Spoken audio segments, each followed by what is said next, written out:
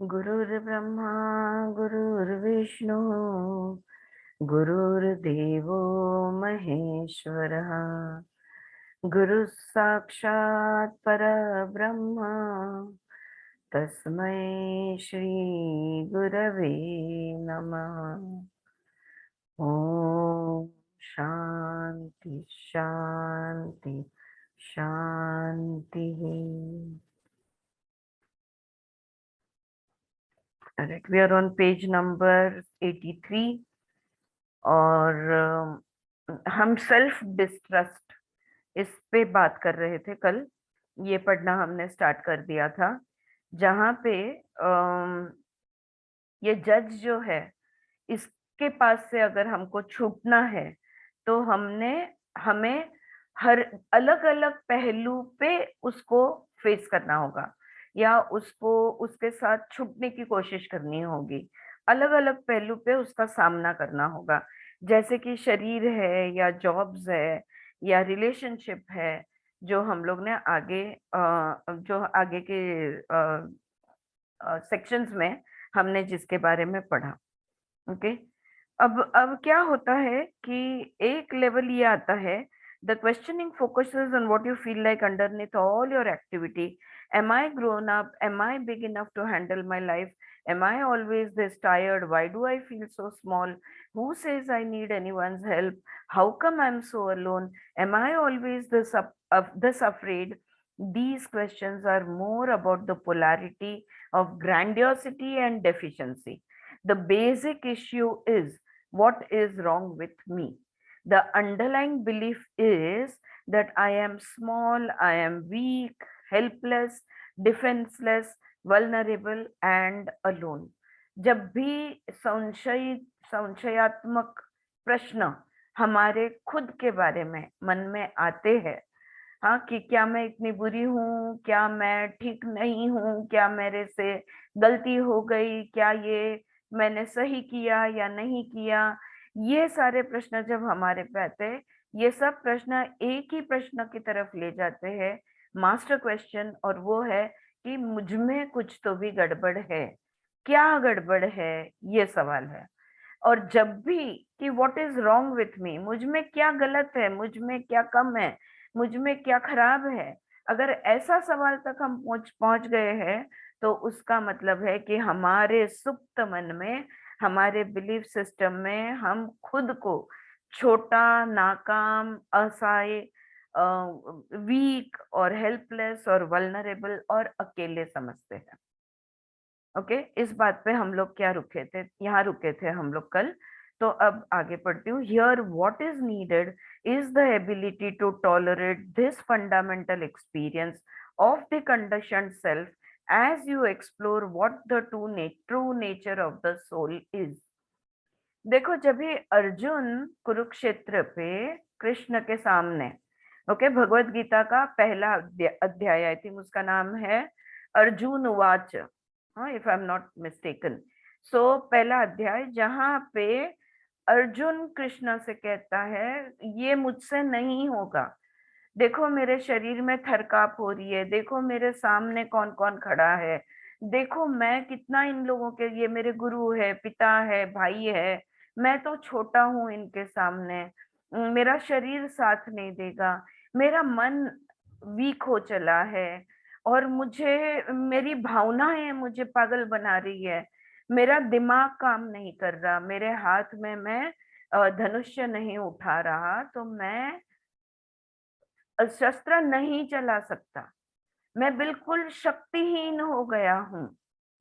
और ये सब अपनी जो उसको जो भी बॉडी माइंड इमोशंस, हर लेवल पे इंटेलिजेंस, क्या मैं अपने ही भाइयों का खून बहाऊंगा, क्या मैं इनका खून बहाना, मतलब ये तो मेरी, मतलब ये सब चीजें मैं करूंगा, ये मुझसे नहीं होगा।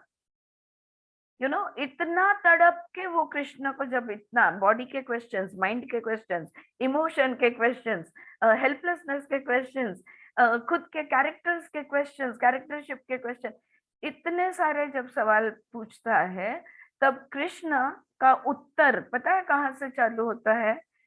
कृष्ण उसको कहता है, ओके अर्जुन, आपको पता है आत्मा क्या है?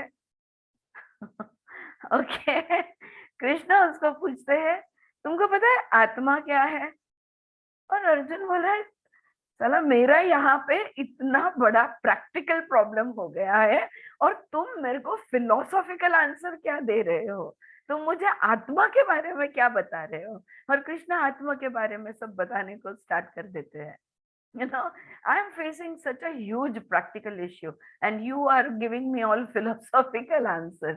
या तो ये बात होती है कि जब हम जो भी है वो हमें पता है, जो है उसके प्रॉब्लम्स हमें पता है, लेकिन ये जो भी कुछ है इसके पीछे की जो शक्ति है उसी को आत्मशक्ति नाम दिया गया है। उस शक्ति का आधार अगर हम लेते हैं तो ये सारे प्रैक्टिकल इश्यूज से बड़ी आसानी से हम बाहर निकल सकते हैं। You know I think there was one more example जहाँ पे अभी मुझे याद नहीं आ रहा है, मुझे याद आते ही मैं बताती हूँ।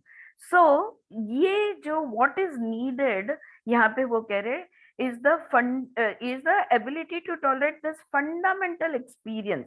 तो जो कंडीशनड सेल्फ है जो बोलता है मैं, अर्जुन जब ये कृष्ण को पूछता है तभी वो एक अर्जुन योद्धा बनकर नहीं पूछ रहा, एक भाई, एक पति, एक बेटा, एक शिष्य, अपने अपने कैरेक्टर्स के सवाल है ये, ना कि अर्जुन नामक आत्मा के सवाल है। ऑलराइट, तो जब हम समझ जाते हैं कि यार हर जगह से मैं प्रॉब्लम से घिरी हुई हूँ। मुझे तो हमेशा भारत भूषण याद आते हैं उनको बैजू बावरा से लेके सारे फिल्मों में बहुत सारे उनको प्रॉब्लम्स आ गए, फिर जाके वो शिवा के मंदिर में चले जाते हैं और उसको भगवान को आवाज देने लगते हैं। जब हम हर जगह से हार जाते हैं हम कहाँ जाते हैं? हम भगवान को आवाज देते हैं। लेकिन भगवान को आवाज देते वक्त जो भी हम हैं वो तो रहते ही है ना, उसको पहले टॉलरेट करना है, वो सहन शक्ति लानी होगी कि जिससे जो है वो वैसे के वैसा रहने देते हुए आत्मा का अभ्यास शुरू करें। वैसे भी वो सारी चीजों से हारे हुए हैं हम, इतनी सारी चीजों ने हमें त्रस्त कर दिया है। तो आत्मा का अभ्यास जैसे जैसे हम करते जाएंगे, भगवान जैसे जैसे हम भगवान का आधार आते जाएगा, उनका नाम स्मरण, उनको आत्मा और भगवान को एक दूसरों से अलग नहीं है। अंदर की भगवान को आत्मा बोलते हैं और हम सबके मिलके जो भगवान है ना, सारे आत्माओं का वो एक ईश्वर जो है उसको हम भगवान कहते हैं। राइट, वो जो सर्वव्यापी है, वो जो सबके अंदर है, जो एक में सब अनेक समाये हुए है, वो वाला ईश्वर है। राइट, तो ये होता है कि उसको आवाज देते देते, उसके पास पहुंचते पहुंचते बाकी सारे प्रॉब्लम अपने आप सॉल्व हो जाते हैं, अपने आप मार्ग खुलने लगते हैं, अपने आप सॉल्यूशंस हमको सूझने लगते हैं, मतलब हमको पता चलने लगता है कि अब हमने क्या किया। अपने आप हम सही दिशा में चलते हैं, अपने आप सही उपाय करते हैं। लेकिन ये जो कंडीशनड सेल्फ है इसको फंडामेंटली हमें टॉलरेट करना होगा, जबकि हम आत्मानुभव की तरफ चलते रहना है। तो जो स्थिति है उसको सहन करते हुए रुकना नहीं है, आत्मानुभव लेने की रास्ते पे, मार्ग पे चलते रहना है। At this deeper level of inner work, as you uncover your beliefs and experiences about who you are, you recognize the judge has a profound distrust in the fact of your existence in the moment. जैसे जैसे खुद को जानने की, मैं क्या सोच रही हूँ, मैं क्या महसूस कर रही हूँ, मेरा बॉडी क्या बोल रहा है, मेरा माइंड कैसे वर्क कर रहा है, मेरे इमोशंस क्या है, मेरा इंटेलिजेंस मुझे क्या बता रहा है, जैसे जैसे खुद को हम हमारे जो पंचकोश है, अन्नमय, प्राणमय, मनोमय, विज्ञानमय, हम जैसे जैसे आत्मा की तरफ, आनंदमय को पार करते हुए जैसे जैसे हम आत्मा के निकट जाने लगते हैं, तभी हमें ये जज हर लेवल पे मिलता है, पांचों स्तर पे, पांचों कोशों में हमें ये जज मिलता है। और हमारे ध्यान में आता है कि ये जज को हमारे अस्तित्व पे भरोसा ही नहीं है।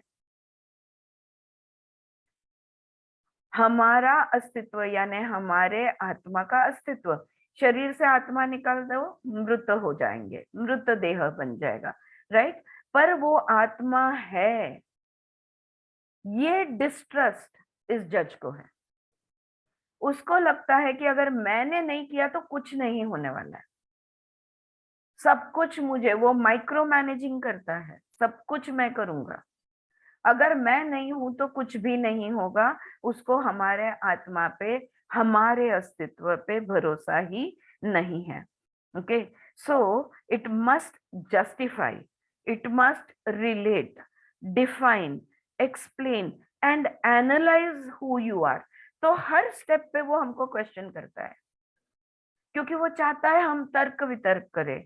वो चाहता है कि हम नहीं नहीं जो कर रहे हैं ये जस्टिफाइड है, इस पे हम ध्यान दें। वो हर चीज का डेफिनेशन चाहता है, हर चीज का एक्सप्लेनेशन चाहता है कि तुम कौन हो, इसका वर्गीकरण करके दिखाओ। हर एक चीज को वो सवाल पूछता है। Analyse who you are, comparing you to the past and measuring you against the future.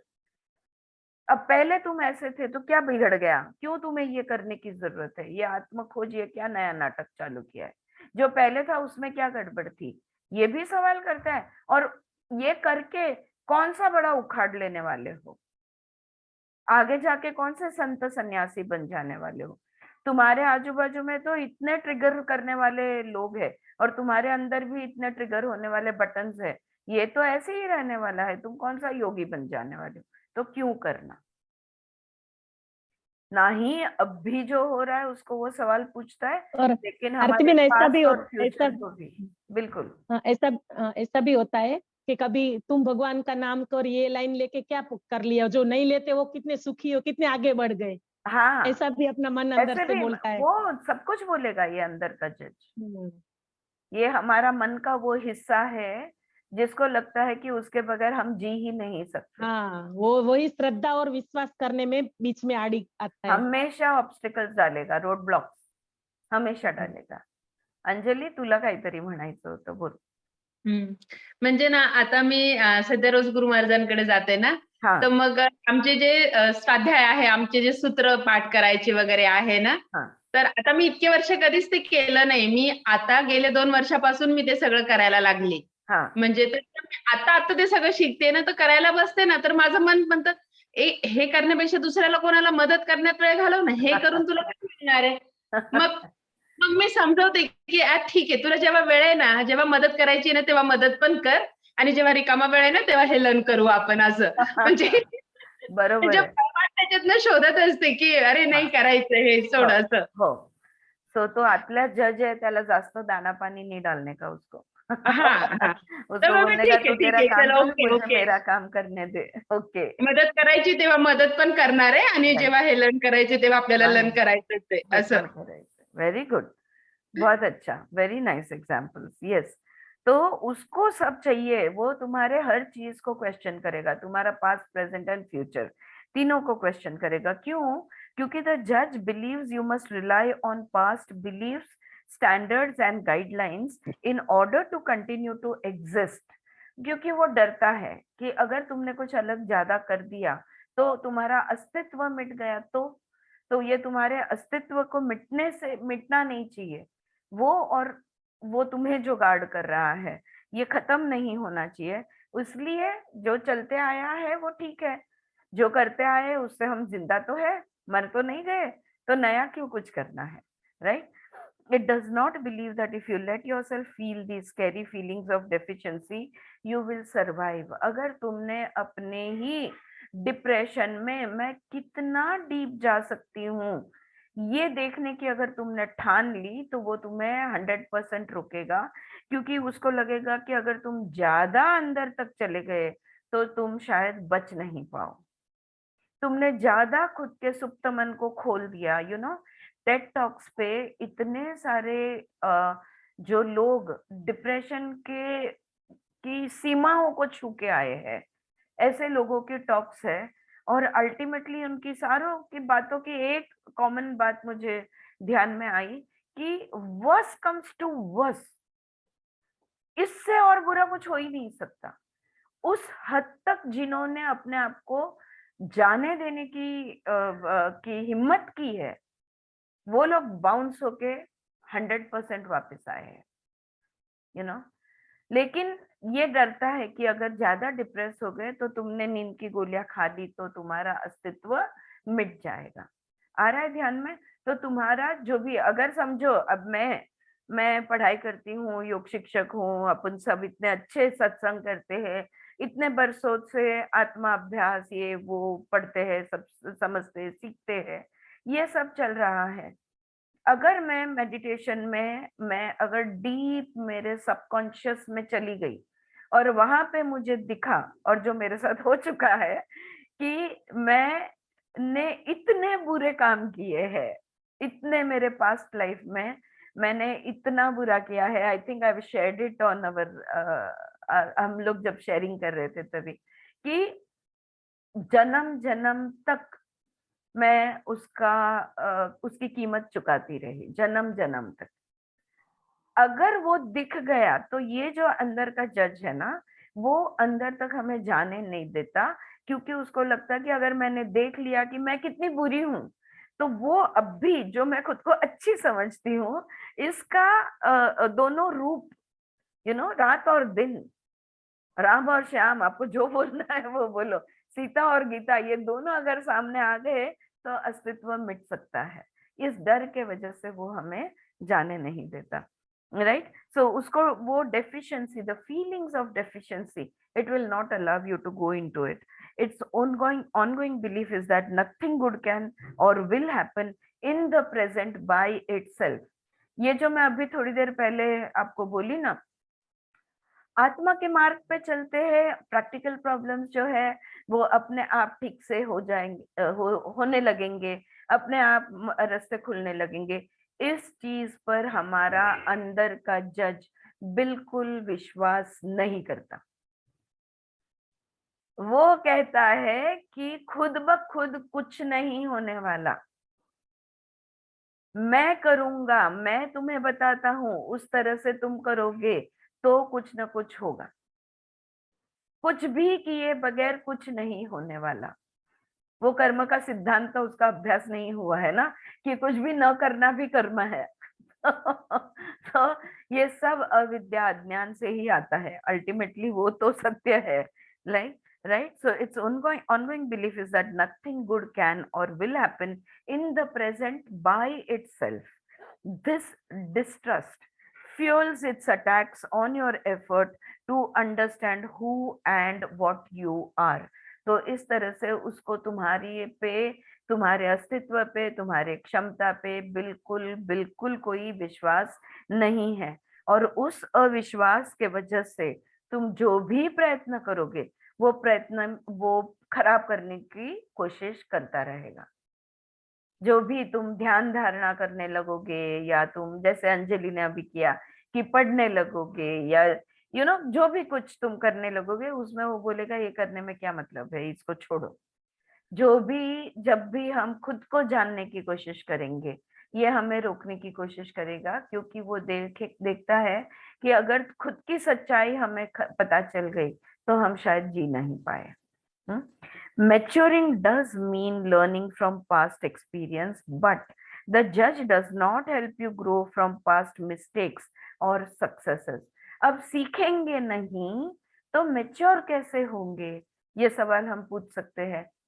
ये जज के माध्यम से ही हम इतने लेसन्स लेते रहे, सीखते रहते हैं, तो सीखेंगे तो मैच्योरिटी आएगी, ये सही है। लेकिन ये जो जज है ना, वो जो भी गलतियां हमारे पास्ट में हमने की है, या जो भी सक्सेसेस हमें हमारे पास्ट में मिली है, इससे वो आगे नहीं बढ़ने देता। समझो अगर जिंदगी में तुमने कुछ बहुत बड़ा काम किया है, ओके, तुमने बहुत बड़ा प्रोजेक्ट किया, बहुत सक्सेसफुली किया, और तुमने बहुत सारी कामयाबी उसमें प्राप्त की, तो उसी में वो तुम्हें रखने की कोशिश करेगा। मैंने देखा है स्पेशली सबको, वाई ओनली पुरुष, मैं कहने वाली थी पुरुषों को, लेकिन ऐसा कुछ नहीं है। जो जिंदगी में एक बड़ा अच्छा काम उन्होंने किया हुआ होता है ना, उसकी ही बातें बार बार बार बार करते रहते थे। वो वाले प्रोजेक्ट पे ऐसा हुआ, ऐसा हुआ, फिर हमने कैसे वो डिफिकल्टीज को पार किया और हम सक्सेसफुल हो गए। द थिंग इज, वो हो गया है। वैसे ही एक चीज नाकाम, बड़ी चीज अगर नाकाम हो गई, फेलियर हो गए, तो उसी में रहते हैं। बहुत बहुत बड़ी नाकामी मेरे सामने आ गई, मैंने बहुत बड़ी गलती कर दी, ये फेलियर से मैं कभी नहीं उभर सकता या उभर सकती। ना फेलियर से तुमको उभरने देता है, ना सक्सेस से तुमको उभरने देता है। अगर उसी सक्सेस की बात करते रहोगे तो नया चैलेंज ढूंढने कब जाओगे, नया प्रोजेक्ट कब हासिल करोगे, और नई कामयाबी के सामने कब देखोगे। माउंट एव्हरेस्ट पहुंच गया, झंडा गाड़ दिया, बस जिंदगीचं सार्थक हो गया, आपण म्हणतो ना आयुष्याचं सार्थक झालं। ह्याच्या पुढे अरे त्याच्या खालचे पण छोटे छोटे डोंगर आहेत, ते पण जरा चढावे उतरावे माणसांनी, आणि त्याच्यापेक्षा मोठे पण असतील, तेही चढावे उतरावे, किंवा वेगळे असतील, लहान मोठे नसले तरी अलग अलग चैलेंजेस हो सकते हैं ना। ये फील्ड का हो गया तो दूसरा फील्ड सिलेक्ट कर लो, लेकिन हम उसी सक्सेस उसी फेलियर में मैरिनेट होते रहते हैं और फिर हमारा ग्रोथ नहीं होता। What you learn from your past experience then becomes limited by your conditioned sense of self। फिर वो अनुभव से ग्रोथ नहीं हुआ, उसी अनुभव में तुम आज भी जी रहे हो, वहां से तुमने प्रगति नहीं की है। द जज says you can not question what you assume और believe, in fact you cannot even bring this conditioning into awareness। According to the judge, doing that will cause too much pain, it will be too shameful, cause others to reject you, make you wrong or be overwhelming। तो ये जो जज है वो बोलता है सजगता भी लाने की जरूरत नहीं है।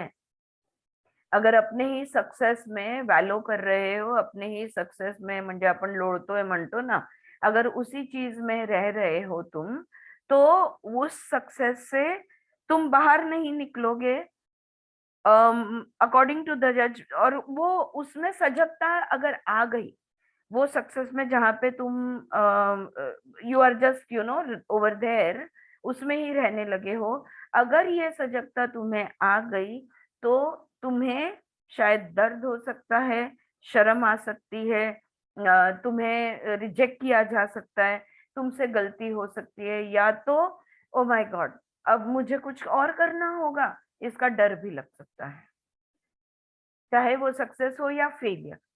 उस स्थिति से बाहर निकलोगे तो किसी न किसी चैलेंज का सामना करना पड़ेगा, और वो स्थिति से बाहर कब निकलोगे, जब सजगता आएगी। तो सजगता आना भी इसे मंजूर नहीं है।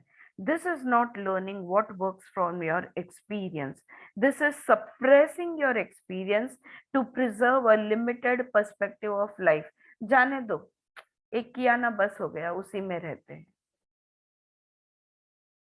वही सेफ जोन है, वही सिक्योर एरिया है। अब इसमें से अननोन टेरिटरी में हमको नहीं जाना। वाई डज द जज feel that this is necessary, ऐसा करना क्यों जरूरी है, and why do you continue to participate in its perspective.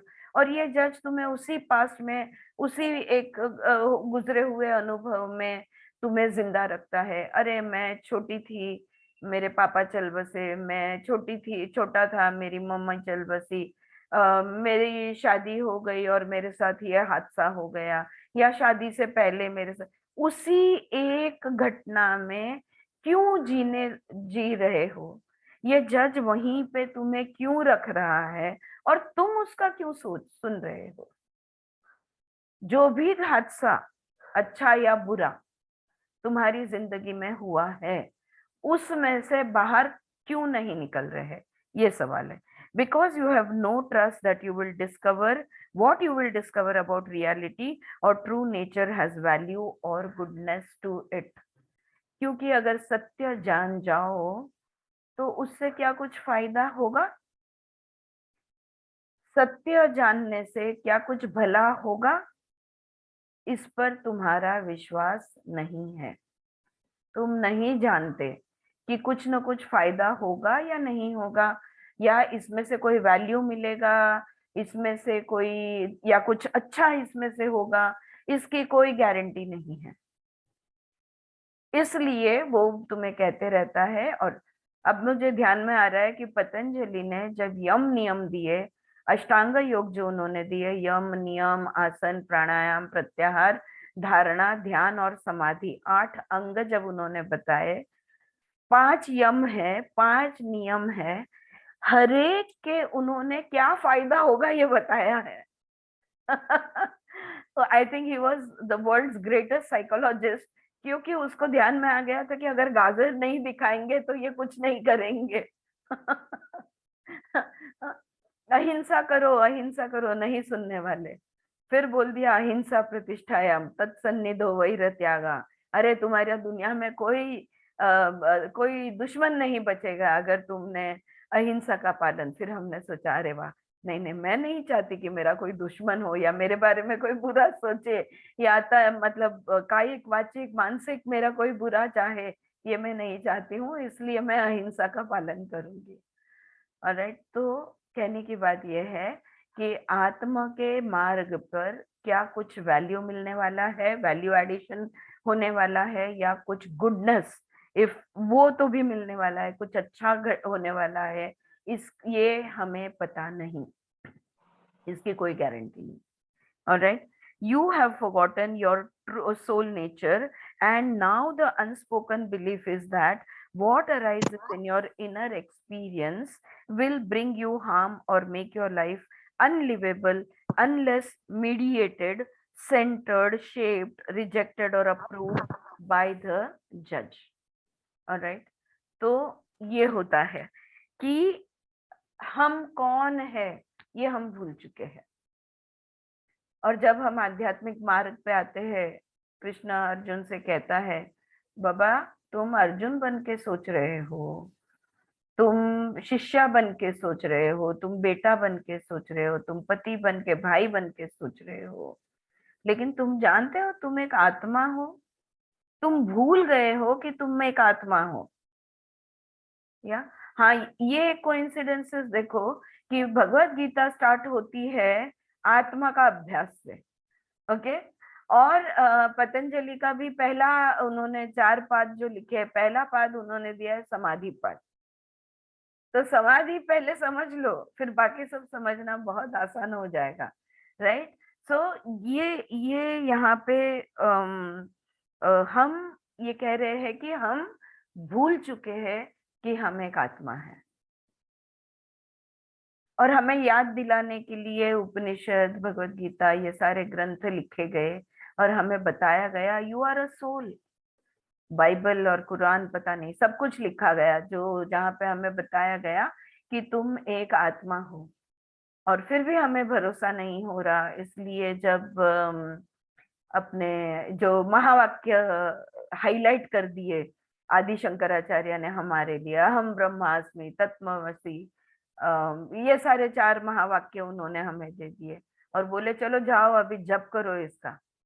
और फिर हम जप करने लगे, अहम ब्रह्मास्मि, हमें अहम ब्रह्मास्मि। बरसों तक कुछ महसूस हुआ? कुछ नहीं हुआ। Do you feel like a soul?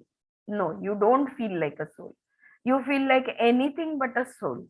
और जब तक वो आत्मानुभव, जब तक आत्मा होने का एहसास, जब तक एक अस्तित्व होने का एहसास, जब तक एक कॉन्शियसनेस का एहसास हमें नहीं होता, तभी तक ये माइंड हमें कोई आंतरिक अनुभव नहीं लेने देगा। ये हमें सेंसर करते रहेगा, शेप करते रहेगा, रिजेक्ट करते रहेगा, अप्रूव करते रहेगा। ये हमें रोक टोक करते ही रहेगा, क्योंकि ये आंतरिक अनुभव से क्या होने वाला है न वो जानता है न तुम।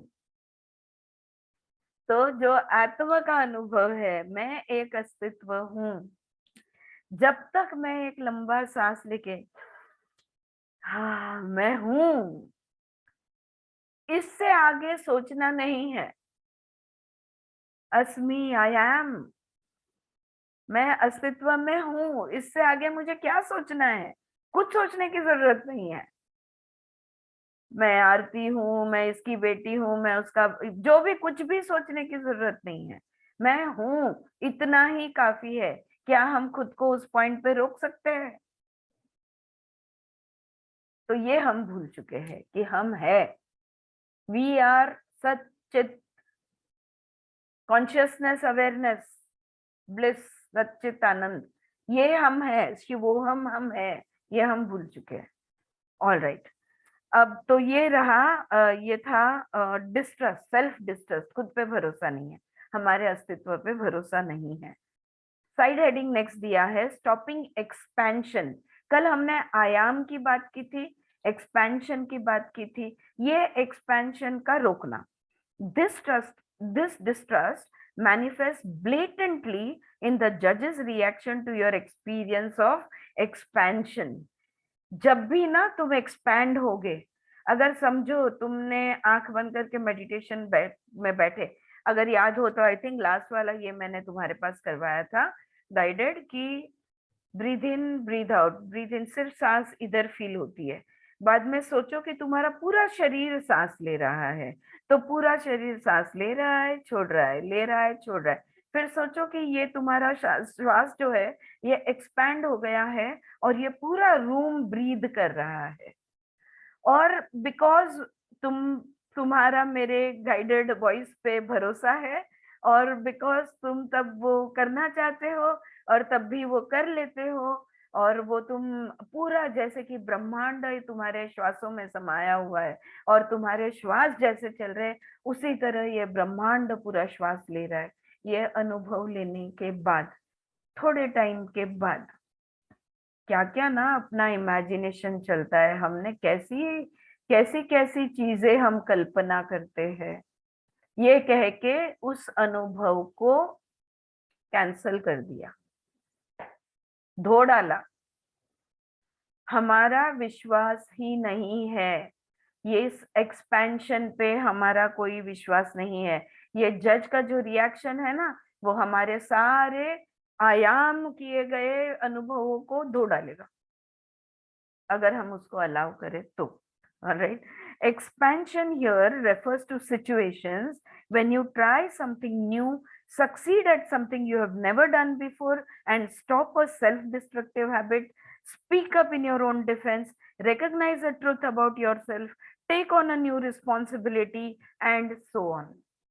जब जब तुम कुछ नया करने की कोशिश करोगे, जो अनुभव अभी मैंने जो बताया आपको, कि इतना भव्य अनुभव तुम्हें हुआ कि पूरी ब्रह्मांड तुम्हारे श्वासों में समा गई, तो वो एक कल्पना है, मन का खेल है करके ये जज ने वो शब्द डाल के उसे धो डाला। तो जब जब कुछ नया करेंगे उसमें सक्सीड होंगे, जो हमने कभी अनुभव पहले नहीं किया है। अगर ऐसा अनुभव हो जाए तो तुरंत, मैम लेकिन ये तो मेरा इमेजिनेशन भी हो सकता है ना भाई। स्टार्ट टू फिनिश तुमने ट्रांस में पूरी लाइफ देख ली, पर इमेजिनेशन बोल के उड़ा दिया, ठीक है?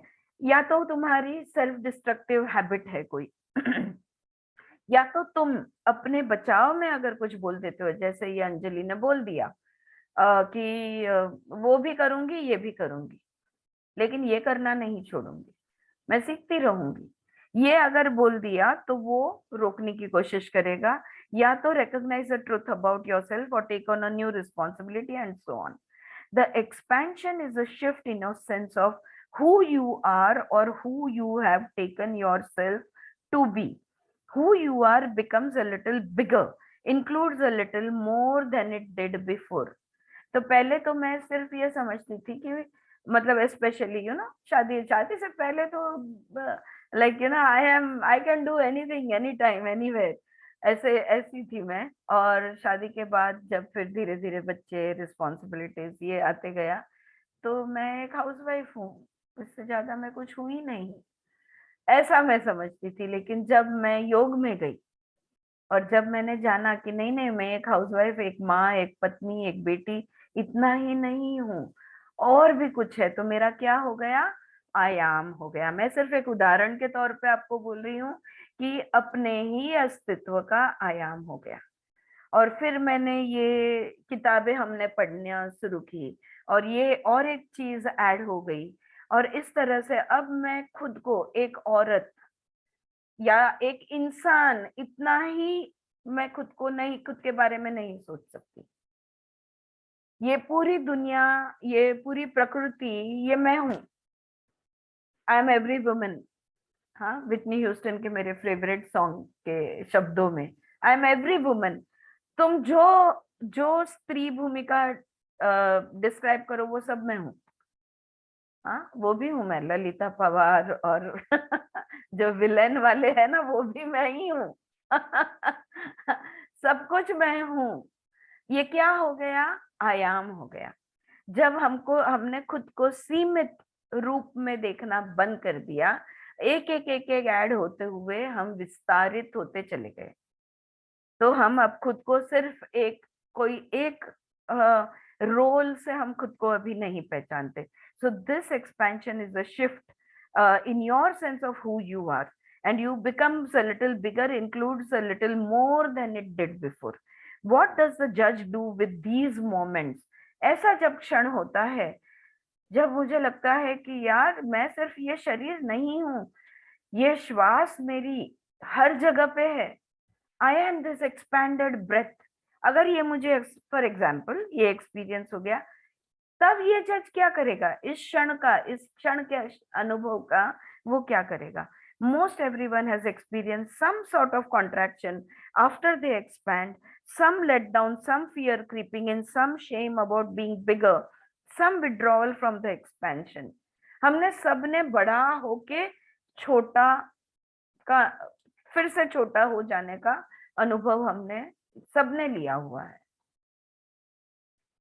इवन प्रैक्टिकल जिंदगी में अगर रिलेशनशिप्स में देखा जाए तो तुम बहुत किसी के साथ इन्वॉल्व हो जाते हो, और जब पहला धक्का बैठता है, ऐसा कुछ बोला जाता है या किया जाता है जिससे तुम्हें दुख होता है, तुरंत तुम क्या होते हो, पीछे आ जाते हो, विड्रॉ होते हो। जो तुमने खुद को छोड़ के उसको इंक्लूड किया था, अब उसको छोड़ के तुम फिर से अपने छोटे रूप में आ जाते हो। अंदर से भी हम यही करते हैं, हम अनुभव लेते हैं, एक्सपैंडेड फील करते हैं, और कोई कभी कभी हम इतने अंदर से छोटे महसूस करते हैं जैसे कि हम कुछ है ही नहीं, हम कुछ नहीं है, हम आई एम नथिंग। बहुत लोगों को समुद्र के सामने या किसी पर्वत के सामने खड़ा होके ये महसूस होता है, यार मैं कुछ भी नहीं हूँ। ये एक एहसास हो सकता है, मैं कितनी छोटी हूँ या छोटा हूँ और मैं कुछ भी नहीं हूँ। ये एक एहसास हो सकता है। किसी और को जिसमें सजगता, जो पुरुष और प्रकृति का खेल जान चुका है, जो इस अस्तित्व के बारे में पहचान चुका है, जो एक क्वांटम फिजिसिस्ट बन चुका है, ऐसा व्यक्ति है, वो बोलेगा वाह, ये मेरा रूप देखो, ये समुद्र मैं हूं, दिस इज माई पॉसिबिलिटी। ये ऊंचे पर्वत ये मैं हूं, look at how grand I am, because they don't see the difference between themselves and the other forms, because they are everything. या तो इस तरह के ये दो अलग अलग एहसास हो सकते हैं। So in one sense this is a part of natural cycle of expansion and contraction.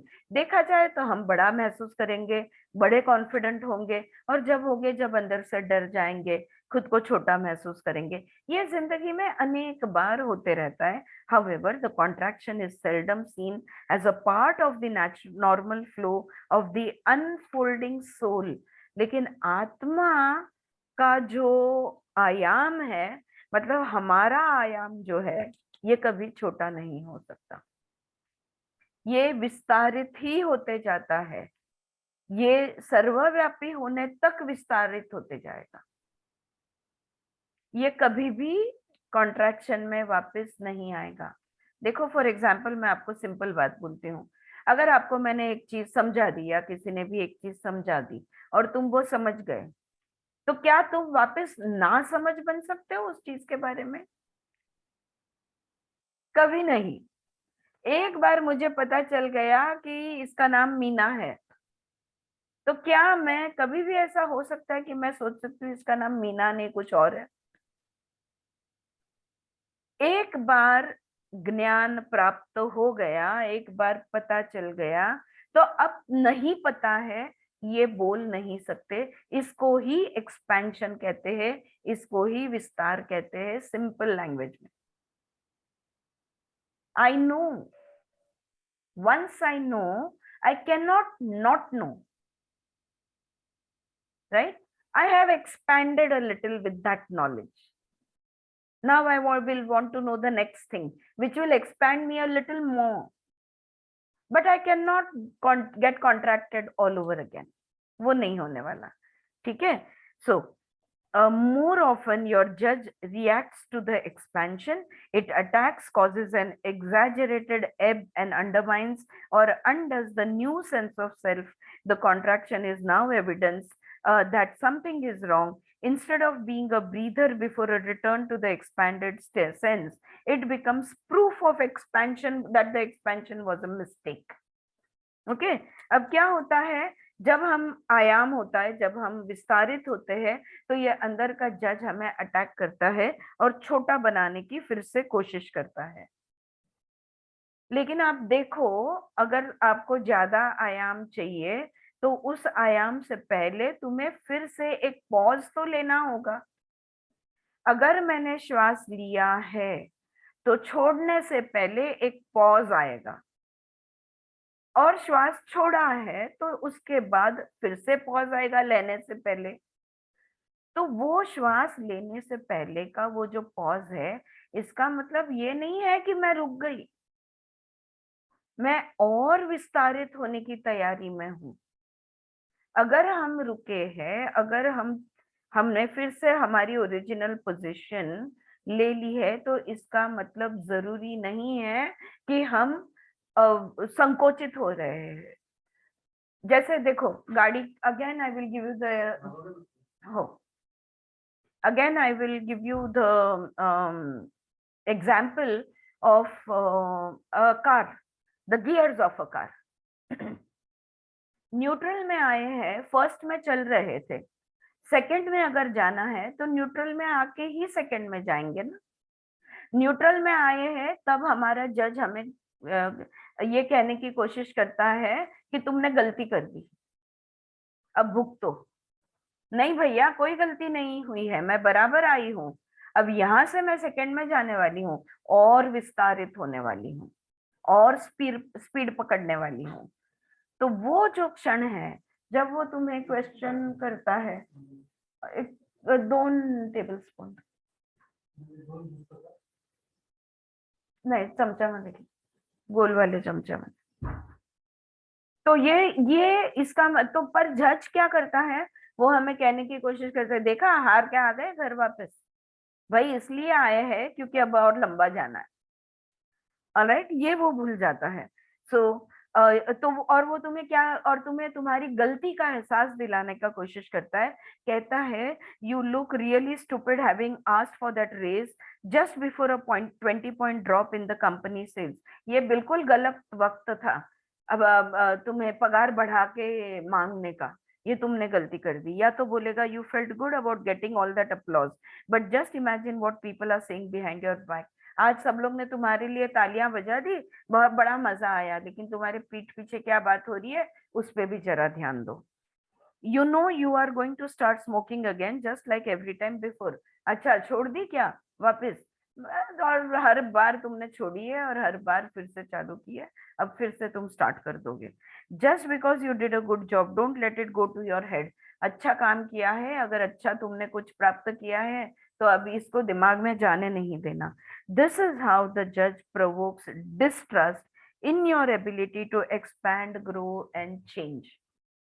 वो इस तरह से डरा धमका के तुम्हें पीछे ही रखता है, न तुम्हें विस्तारित होने देता है, न तुम्हें ग्रो होने देता है, और ना ही तुम्हें वो चेंज तुम्हारे में कोई आने देता है. Once you recognize how the pattern works, it is more possible to see it for what it is and attempt to undermine your self-confidence and trust in your capacity to grow. तुम्हारे उगने की, विस्तारित होने की क्षमता को ये लगाम लगाते रहता है, क्योंकि इसका तुम्हारे पे कोई भरोसा नहीं है. तो वो हर बार, अगर तुम जैसे वो पतंग को धागा खींचते रहते हैं, या घोड़ा बहुत ज्यादा तेज चलने लगे तो लगाम खींचते हैं, वैसे ये हमारी लगाम खींचते रहता है. द जज is effectively denying your soul and its living dynamic potential. आत्म क्षमता को वो कम करते रहता है.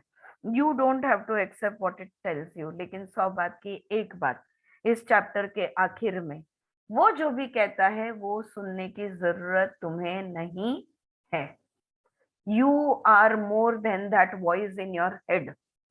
You can overrule that voice. तुम उसको चुप बिठा सकते हो, शांत कर सकते हो. तुम अपने निर्णय, अपनी लगाम अपने हाथों में ले सकते हो. यहाँ पे ये चैप्टर खत्म हुआ. छठा चैप्टर यहाँ पे ये खत्म हुआ. लेकिन ये चैप्टर का उन्होंने पॉइंट्स टू रिमेम्बर, यहाँ पे मुद्दे दिए हैं कि इस चैप्टर में जो जो पॉइंट्स कवर किए गए, मैं ये पढ़ती हूँ. अगर कहीं कोई पॉइंट का क्लैरिफिकेशन चाहिए तो मुझे रोक लेना. हाँ, लेकिन अदरवाइज हमने ऑलरेडी जो कुछ समझा है वो उन्होंने मुद्दे यहाँ पे रखे हैं. पहला मुद्दा, the judge has a profound distrust in the fact of your existence in this moment. It believes you must rely on past belief, standard and guidelines in order to have a right to exist. हमारे अस्तित्व पे इसको कोई भरोसा नहीं है. अगर अस्तित्व में हो तो प्रूफ दिखाओ, कल, आज और कल, तो वो तुम्हें पीछे ले जाएगा. वो तुम्हें तुम्हारे स्टैंडर्ड्स में रखने की कोशिश करेगा. वो तुम्हें उसके बगैर अस्तित्व में जीने नहीं देगा. Next, whenever you create a standard, you are comparing yourself, maybe not to others but to an ideal, and that means self judgment is active. जब भी तुम ये देखो कि तुम्हारे मन ही मन में या तो तुम खुद से कंपेयर कर रहे हो खुद को, या तो तुम दूसरों से कंपेयर कर रहे हो, या दूसरे तुम्हें कंपेयर कर रहे हैं, जो भी, जहां भी, जिस भी तरह से कंपैरिजन आता है, समझ लो तुम सेल्फ जजमेंट में चले गए. तीसरा, your body is the most visible and tangible expression of who you are and thus the easiest target for the attacks of your judge. सबसे स्थूल, सबसे विजिबल यानी दृश्य, यानी जो दिखता है, वो है हमारा शरीर. हमारे अनेक रूपों में से एक रूप है, सबसे स्थूल रूप है हमारा शरीर, और इसलिए सबसे ज्यादा अटैक इस पे होता है. Addictive behaviors are often the object of self-attacks as well as a way to try to escape them. जो भी, जिसको भी हम आदतें बोलते हैं ना, हाँ, वो जो आदतें होती है, ये एडिक्टिव बिहेवियर्स, आदत से मजबूर जो बिहेवियर होता है हमारा, ये खुद के विरोध में यूज किया जाता है. ये सेल्फ अटैक का ऑब्जेक्ट बनता है, और जो खुद पे अटैक हो रहा है उससे बचने के लिए और हम ज्यादा जो भी आदतें हैं वो बढ़ाते जाते हैं. Right? So to escape also and to get involve also, दोनों के लिए ये बिहेवियर वर्क करता है. इसके लिए एक एग्जांपल दीजिए ना. मेरा दिमाग, मुझे समझो, अगर फॉर एग्जांपल किसी का दिमाग बहुत ज्यादा प्रॉब्लम्स हो गए हैं, ओके, तो वो बहुत ज्यादा प्रॉब्लम्स को डील करने के लिए वो समझो दारू पिएगा, ताकि वो सब डल हो जाए. और उसको, या तो देखो, निद्रा नाश के लिए बहुत, मैं एक व्यक्ति को अभी जानती हूँ जो उसको रात को नींद नहीं आती, इसलिए वो ड्रिंक लेके सोता है ताकि उसको नींद आ जाए. तो ये हो गया सेल्फ अटैक, ठीक है, नींद आने के लिए. लेकिन वो निद्रा नाश से बचने के लिए दारू पी रहा है, यानी किसी चीज से बचने के लिए वो आदत डाल दी है, और वो उसी चीज में रहने के लिए वो आदत का उपयोग किया जा रहा है ताकि वो आदत बनी रहे। आ रहा है ध्यान में? तो एक तो आदत आदत बनी रहे ताकि जो भी चल रहा है वो चलता रहे, और वो जो चल रहा है उससे छूटने के लिए भी उसी आदत का सहारा लिया जाता है। तो इट वर्क्स। बेसिकली निद्रा नाश क्यों है? क्यों भैया नींद नहीं आ रही है? नहीं, बहुत टेंशन है। तो बहुत टेंशन से इसलिए ड्रिंक लेता हूँ। ऑलराइट। और ड्रिंक की आदत छूटनी चाहिए, और उसके लिए भी वो ड्रिंक लेगा। वो ड्रिंक लेने के वजह से नींद नहीं आती है, उसके लिए वो ड्रिंक लेगा। ये एक चक्कर बन जाता है जैसे कि। और again and again, so what they are saying over here is कौन सा मुद्दा था ये? Addictive behaviours are often the object of self attack. हाँ, एक मिनट, आई एम सॉरी, मैंने आधी बात आपको बताई। तो वही मैं सोच रही हूँ मीना बहन, आपने जो पूछा, तो वो उससे वो जो तकलीफ हो रही है उससे छूटने के लिए ड्रिंक लिया जाता है। लेकिन सुबह उठने के बाद सेल्फ अटैक उसी आदत को साधन बना के अंदर का जज फटके देता है। ये पी लिया, देखा अब पीने से क्या हुआ, अब देखो तुम्हें सर दर्द हो रहा है, या ये हो रहा है, या वो हो रहा है, और तुम्हें ये बुरी लत लगे जा रही है, तुमने पीने की आदत डाल दी है। तो अटैक करने के लिए जज उसी आदत का सहारा लेता है, उसी आदत का, और फिर इतना बकबक करता है कि पीने के लिए इंसान चला जाता है ताकि वो जज की आवाज अपने दिमाग से निकाल पाए। इसलिए पीता है, और पीता है तो जज और बोलता है, तो ये चलते रहता है। आया ध्यान में अब? Right. So the kind of work you do is the subject of self-attack when you believe that it is unworthy of you, when you don't like it, even if it is respectable or desirable, when you are not good at it or anticipate your own failure, or when it seems too easy or too good to be true. तुम जिस तरह का काम करते हो, वो काम भी एक, वो जज उस काम पे से भी तुम्हें रोक टोक करने के लिए वो जज, वो तुम्हारा जो व्यवसाय है, इसका वो साधन करके यूज करेगा। जैसे आदत का साधन करके यूज किया, वैसे तुम्हारे वर्क को लेकर तुम कैसे निकम्मे हो, तुम कैसे, तुमको लगता है उतने होशियार नहीं हो, तुम कैसे अच्छे हो या नहीं हो, या तुम फेलियर हो, या देखो अब ये अच्छा काम तो कर रहे हो लेकिन आगे जाके गिर ना जाओ, संभाल के चलो, वगैरह वगैरह। अगर कोई काम तुम्हें बहुत आसानी से आ जाए तो उस बात से भी वो तुम्हें टोकेगा और बोलेगा इतना आसानी से आ गया है तो ये सही नहीं हुआ है, शायद फिर से चेक करो, कुछ तो भी गड़बड़ है। राइट? तो काम को लेके वो टोकेगा। Intimate relationship is a 2-way connection but a 4-way connection in which each person is dealing with another person and 2 जजेस। अब जो बहुत निकट के संबंध होते हैं, जैसे पति पत्नी के संबंध है, तो इसमें और पत्नी, इन दोनों का ही सिर्फ रिश्ता नहीं होता, 4 जन का रिश्ता होता है। पति और उनका जज, पत्नी और उनकी जज, ये 4 जन का रिश्ता होता है। वो 2 जज भी जजिंग करते रहते हैं, ये भी नाता उसमें इंटरफियर करते हैं रिलेशनशिप में। तो वो हस्बैंड वाइफ को सिर्फ वाइफ की तरह नहीं देखता, वो जज बोलता है उसको कैसे देखना है, क्या सोचना है, क्या करना है, क्या नहीं करना है, सब कुछ। Your self-judgments and those of your partner are implicitly and unconsciously interwoven with how you experience yourself and how you experience each other.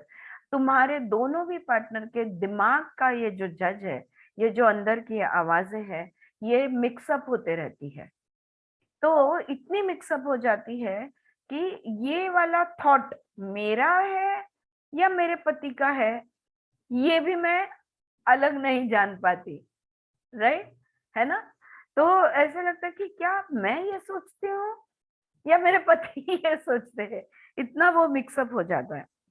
दीदी, हाँ, मी तुम्हाला एकदा बोलली होती की हे ना कायम म्हणायचे की मेंढीची जात आणि बाईची जात सारखीच असते, एक निघाले की सगळे त्याच्या मागे जातात म्हणून।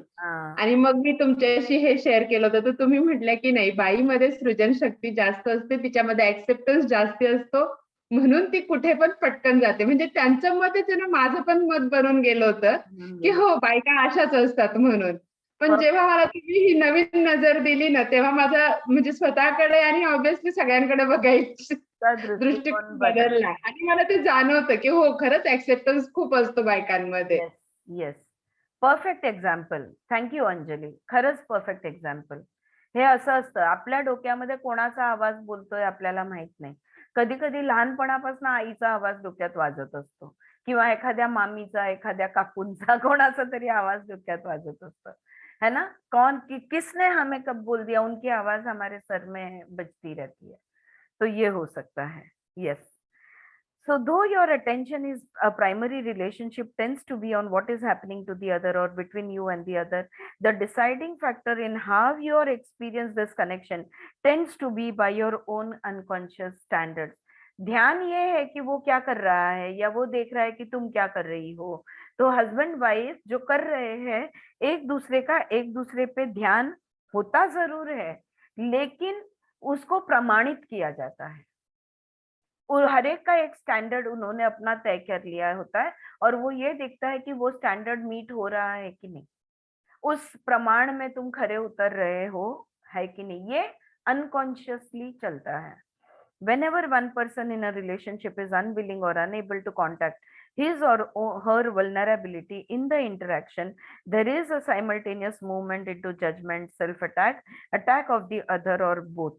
और जब भी एक जो भी कपल है उसमें से एक खुद को ओपन ना रखे, खुद को क्लोज रखे, व्यक्त ना करे जो भी उन्हें महसूस हो रहा है, जो भी वो सोच रहे, जो भी उनके साथ हो रहा है, वो अगर मौन रखे, अगर ये शेयर ना करे, अगर वो क्लोज रहे, तो फिर ये सेल्फ अटैक और ज्यादा बढ़ जाता है. और ये सेल्फ अटैक सिर्फ एक दूसरे की तरफ नहीं, खुद के तरफ भी होता है. तुम बहुत बोलती हो ना इसलिए वो ज्यादा बात नहीं करते, ये सेल्फ अटैक मन में. और वो भी होता है कि ये कभी कुछ बात नहीं करते, ये शेयर नहीं करते, मुझे क्या चलता है इनमें से समझ में नहीं आता, इनके दिमाग में क्या हो रहा है, क्या दिल में चल रहा है. और ऐसे कैसे, ऐसा कोई पति क्या होता है क्या, कपल कैसे होने चाहिए. अब तुमने एक स्टैंडर्ड बना लिया है कि कपल वो होता है जो हमेशा एक दूसरे से गप्पे लड़ाए या उन दोनों में डायलॉग बाजी बहुत अच्छी होती रहे, तो वो अच्छा कपल बनता है. पर भाई तुम्हारा व्यक्तिमत्व अलग है, उसका व्यक्तिमत्व अलग है. तुम एक स्टैंडर्ड के साथ उसको मैच नहीं कर सकते, कंपेयर नहीं कर सकते. करोगे तो दुखी होगे. उनका स्वभाव शांत है, मेरा स्वभाव बड़बड़ है, मैं बड़बड़ में आनंद लूंगी, उनको शांति में आनंद लेने दो. प्रॉब्लम किधर है? नहीं, लेकिन एक आइडिया है, क्योंकि हमारे मैगजीन्स, हमारे टॉक शोज, हमारे सोशल मीडिया, हमारे बहुत जन ने वो हमने एक आइडिया दे दी है कि कपल कैसे होने चाहिए. कपल के बीच में संवाद होना चाहिए, एक दूसरों के साथ हर एक चीज का शेयरिंग होना चाहिए, वगैरह वगैरह. एक कोई तो भी स्टैंडर्ड सेट कर दिया है. The more two people are willing to be vulnerable in themselves and with each other, the less they will need their judges for protection. फिर वो जो खुद के तरफ भी तुम वार करते हो, सामने वाले की तरफ भी जो तुम वार करते हो, लेकिन अगर दोनों भी जैसे है वैसे अगर एक दूसरे को पहचान ले, जैसे कि इनके मन में कुछ नहीं होता, इनको ज्यादा बात करना नहीं पसंद है, वो शांत बैठे हैं, उनको कोई प्रॉब्लम नहीं है. अगर वो हम सबके साथ गप्पे नहीं मार रहे, आप फिक्र मत करो, मेरे पति ऐसे ही है, वो शांत है, उनको उसमें ही आनंद है. अगर मैं मेरे पति को इस तरह से देखती हूँ तो ना मुझे तकलीफ होगी, ना उनको तकलीफ दूंगी, मैं ना सेल्फ अटैक करूंगी, ना उनको अटैक करूंगी. राइट? तो जो है और उन्होंने एक्सेप्ट कर लिया कि भाई इसको बातें करना पसंद है, ये सोशल है, ये ऐसी है, कोई बात नहीं, go have fun with your friends, it's okay. मैं किताब पढ़ते बैठा हूँ, मैं टीवी देख रहा हूँ, मैं मैच देख रहा हूँ, जो भी, तो कॉन्फ्लिक्ट नहीं रहेगा, तो एक दूसरे पे अटैक नहीं होगा. You need the willingness to bring judgment into consciousness, face attacks directly and defend your right to vulnerability so you can undertake inner work in a meaningful way. लेकिन ये जो अंदर का जजमेंट होता है ना, तो खुद के ऊपर जजमेंट पास किए बगैर जब सजगता हम डेवलप करते हैं, तो जो भी अटैक होता है उसको हम डायरेक्टली फेस करते हैं और हम कहते हैं हाँ चलो वीक हूँ आगे क्या। अगर अंदर की आवाज बोलते हो कि तुम नाकाम हो, क्या नाकाम हो सो, अच्छा वीक हूँ सो, अगर हेल्पलेस है सो, आज नहीं जम रहा कल देखूंगी, अभी बाद में करूंगी, या कल नहीं हो पाया तो क्या आज नहीं हो सकता, आज मैं करूंगी, है ना। इसको ओवर रूल हम कर सकते हैं। ऑल राइट फ्रेंड्स, तो ये वो पॉइंट्स टू रिमेम्बर थे इस चैप्टर के, विच वाज 6th चैप्टर। अब एक्सरसाइज, हाँ इसको मैं फिर से व्हाट्सएप पे भेज दे रही हूँ, लेकिन एक्सरसाइज यहाँ पे 2 एक्सरसाइजेस उन्होंने हमें दिए। फ्रेंड्स आई होप कि आप लोग कोई ना कोई लेवल पे किसी न किसी दिन, कुछ कम ज्यादा प्रमाण में, लेकिन ये सारे एक्सरसाइजेस को फॉलो करते हो।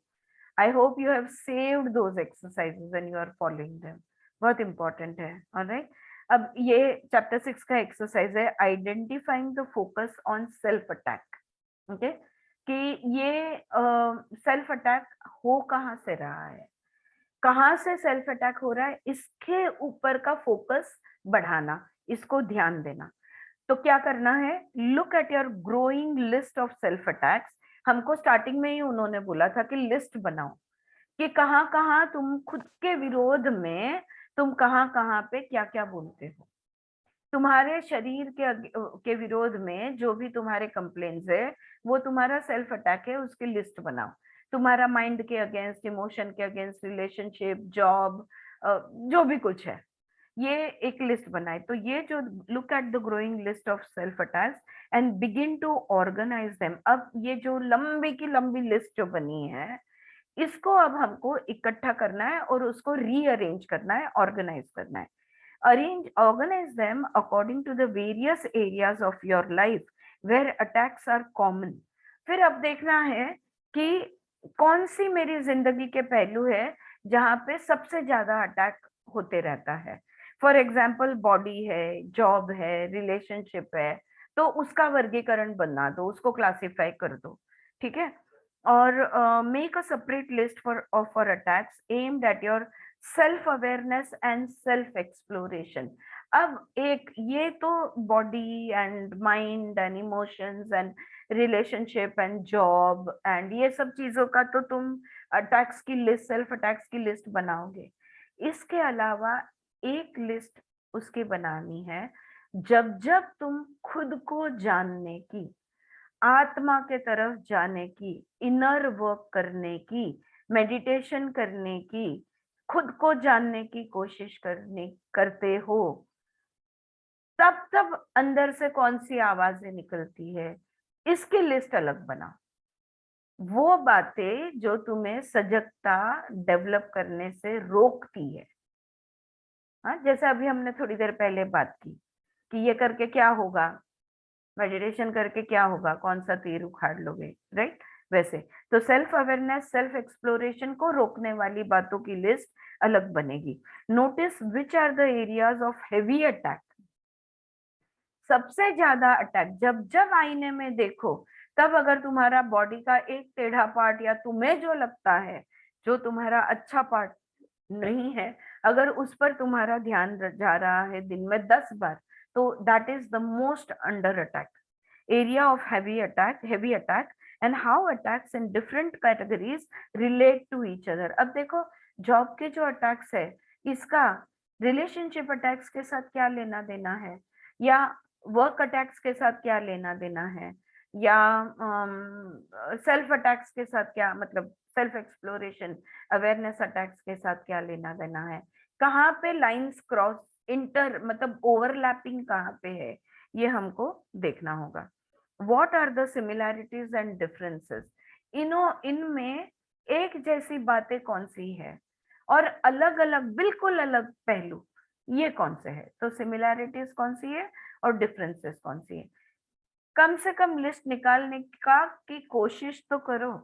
और अगर आप शेयर अपनी लिस्ट नहीं करना चाहो तो मैं बिल्कुल समझ सकती हूँ, लेकिन इतना तो कह ही सकते हो कि मैंने अपनी लिस्ट बनाई है, और ये लिस्ट बना के कैसा महसूस हुआ ये तो आप कह सकते हो। और आप ये भी कह सकते हो कि कोई फर्क पड़ा, उसके वजह से, वो लिस्ट बनाने की वजह से, ये एक्सरसाइज करने की वजह से क्या कुछ परिवर्तन हुआ, क्या कोई चेंज आया? ओके, ये तो आप शेयर कर सकते हो, राइट? ऑलराइट, आई होप कि ज्यादा से ज्यादा लोग ये होमवर्क करें। सो ये हो गया एक exercise, identifying the focus of self attack. तो वो सेल्फ अटैक का जो फोकस है उसको समझना। अब दूसरी एक्सरसाइज है observing self attacks on expansion. जब जब आपका आयाम होता है, जब जब आप विस्तारित होने की कोशिश करते हैं, एक्सपैंड होने की कोशिश करते हैं, तब कौन से अटैक्स आते हैं, इनको देखना। The next time you are aware of an expansion in your sense of self, notice what happens afterwards. Be aware of what your judge is saying to you. Sorry. Be aware of what your judge is saying to you and of any shifts in the felt sense of your body, your energy and your behavior. For example, अभी meditation किया, meditation में शायद आप complete emptiness और complete silence में चले गए, उसके पहले आप मे बी डिस्टर्ब थे या नहीं थे, या जो भी कुछ है वो ऑब्जर्व करो। मेडिटेशन में जो फील हुआ उसको ऑब्जर्व करो, और कुछ देर बाद जो अंदर की आवाज उस मेडिटेटिव एक्सपीरियंस को एनालाइज करते हुए, जज करते हुए जो भी बोलती है, तभी क्या महसूस होता है उसको भी ऑब्जर्व करो। कि अगर मेडिटेशन, हाँ अभी आज हो गया है अच्छा मेडिटेशन, तो खुश रहे, कल देखा ना, और कल होगा क्या, क्या भरोसा। ये जो अंदर की आवाज है, जो जो अच्छे अनुभव को दबाना चाहती है, तब शरीर में कौन सा फर्क होता है? क्या तुम्हारी सांसों में कोई डिफरेंस है? क्या तुम्हारे बॉडी में कोई फीलिंग? क्या तुम्हारी एनर्जी अचानक इतना अच्छा लग रहा था और अब मेरी एनर्जी बैठ गई? या तो तुम्हारे वर्ताव में कोई फर्क आता है? हाँ, तो वो जज की आवाज सुनने के वजह से जब जब तुमने विस्तारित होने की कोशिश की, तब तब तुम किस तरह से नीचे लाए गए, इसको भी ऑब्जर्व करना।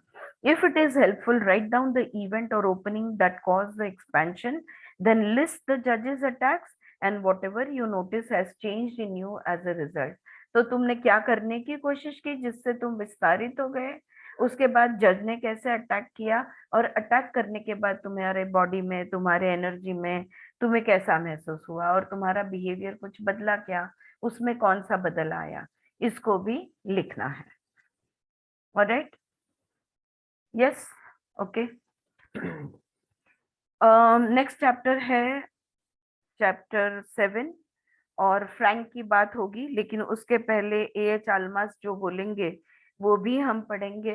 लेकिन मुझे ऐसे लगता है कि आज एक तो फ्राइडे है, रुकते हैं हम लोग, नेक्स्ट जब मिलेंगे तब इस बात को उठाएंगे, लेकिन रुकते हैं यहाँ पे। लेकिन let us do 10 minute quick meditation. हाँ, बहुत दिन हो गए हमने ध्यान नहीं किया है, तो है हमारे पास 9-10 मिनट, तो मेडिटेशन करते हैं।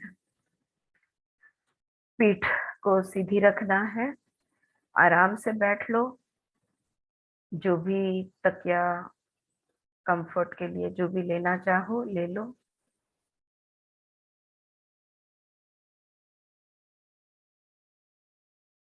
समोकाय शिरोग्रीव अवस्था, अपना सर, गर्दन और पीठ एक लाइन में होनी जरूरी है। Quickly have a comfortably upright posture. चश्मा उतार के रख लो, आंखें बंद। रिलैक्स योर फेस, चेहरा बिल्कुल शांत कर दो, चेहरे के सब मसल्स को रिलैक्स कर दो, अपने शोल्डर्स को भी रिलैक्स कर दो। Allow your whole body to relax, ढीला छोड़ दो, बिल्कुल पूरा शरीर ढीला छोड़ दो। अब एक लंबी सांस लेनी है। Breathe in the beautiful fresh energy from outside and breathe out. आराम से धीरे से सांस छोड़नी है। Breathe out all the tired energies from inside. Take a nice long deep breath and very slowly exhale. Take a third last strong long deep breath and very slowly exhale and relax. Just simply relax. पूरे शरीर को शिथिल छोड़ दो, ढीला छोड़ दो, relax हो जाओ.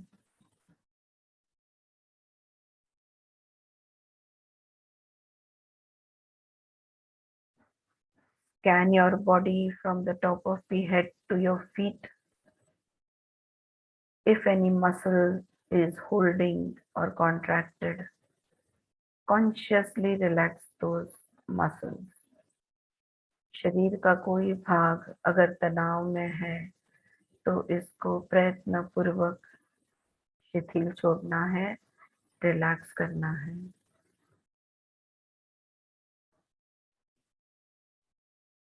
शरीर को बिल्कुल शांत हो जाने दो.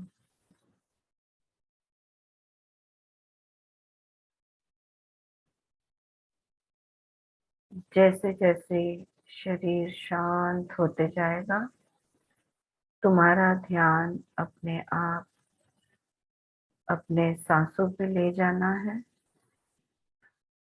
जाते हुए देखना है. Allow all your attention to get focused on your breath.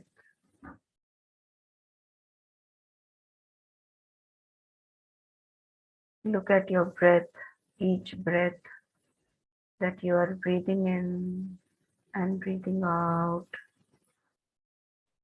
Breathing in and breathing out. Breathing in and breathing out.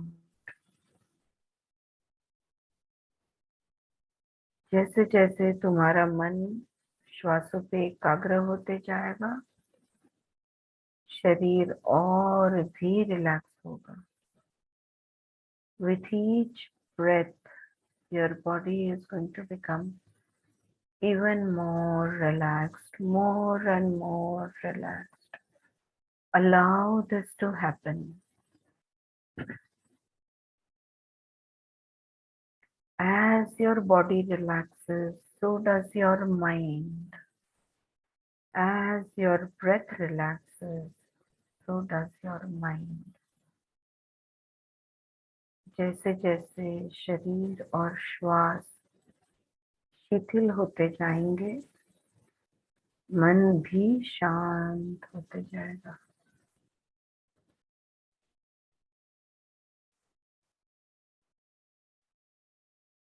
Keep your attention on your breath.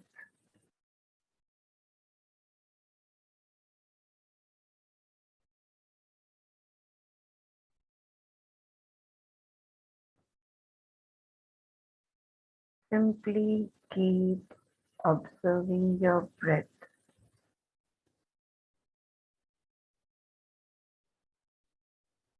So easy, so smooth. Just feel your breath.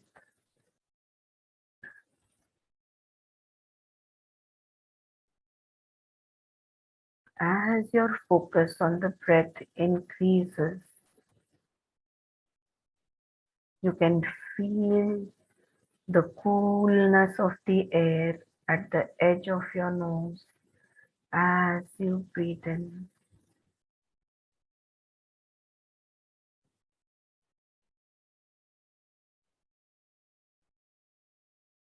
And you can feel the warmth of the breath at the edge of your nose as you breathe out.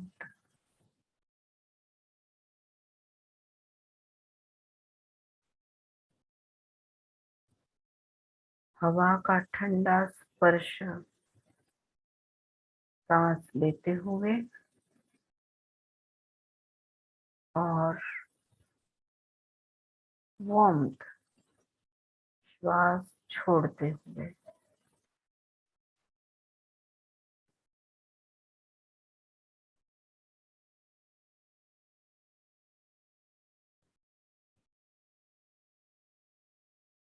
Just feel it.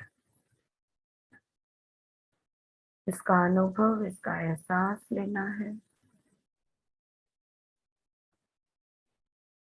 हवा अंदर जाते हुए ठंडी महसूस होती है और बाहर श्वास छोड़ते हुए थोड़ी सी गर्म महसूस होती है।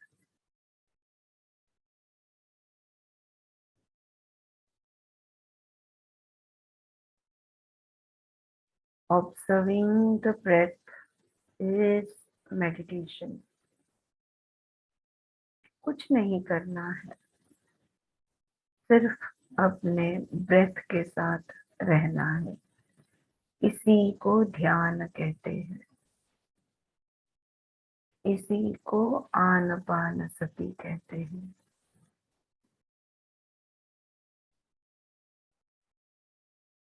That is all there is.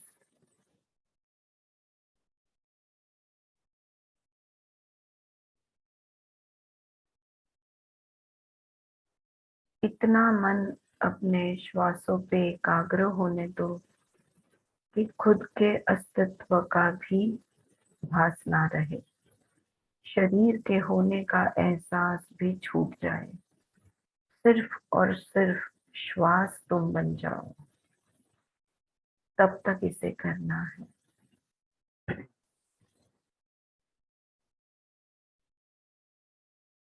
अभी इस वक्त लेकिन हम धीरे धीरे वापस लौटेंगे।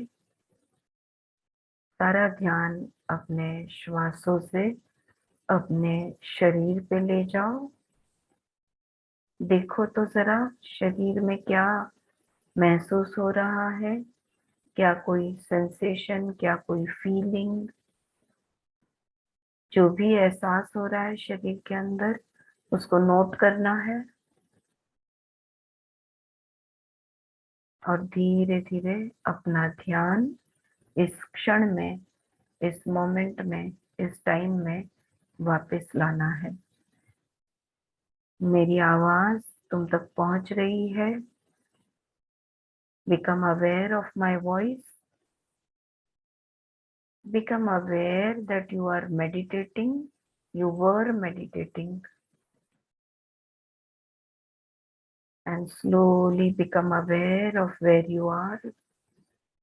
इस रूम में, इस जगह पर तुम बैठे हो। कुछ 2-3 मिनट के लिए अपने श्वासों के साथ रहने का प्रयत्न तुमने किया है। इसकी सजगता और धीरे धीरे वापस आना है।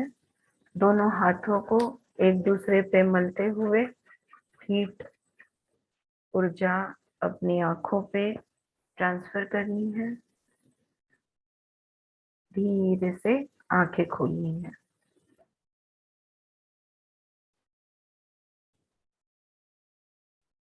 Slowly, gently, you can open your eyes. Take your time. Take your time.